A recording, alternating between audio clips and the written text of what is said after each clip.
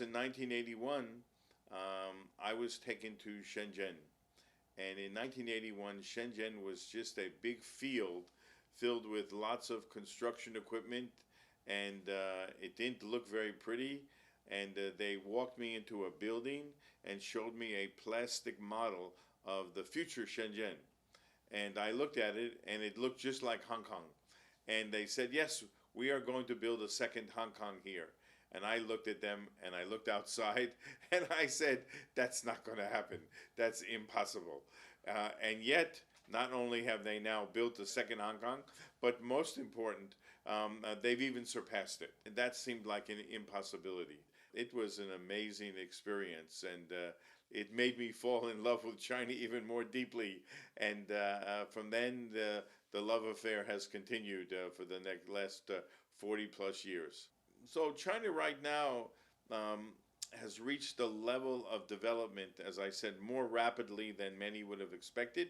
One, China has strengthened its commitment and ambitions about science and technology. It means more money is being invested.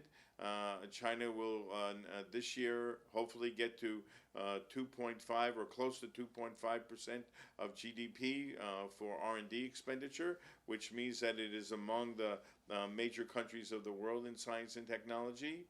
Second, it has a very large talent pool these days. And that is because Chinese universities, many of them have become world class, and they are able to produce high caliber graduates now that can become the talent for science and technology advance. And third, the infrastructure, the facilities, the equipment, etc., all of that has been dramatically improved. And then finally, I think that there continues to be a welcoming attitude towards foreigners in China.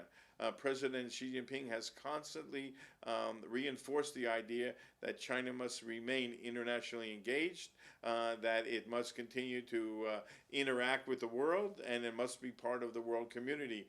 I had the good fortune of serving as the executive vice chancellor for Duke Kunshan University in Kunshan, a joint venture university, 60% Chinese students, 40% international students.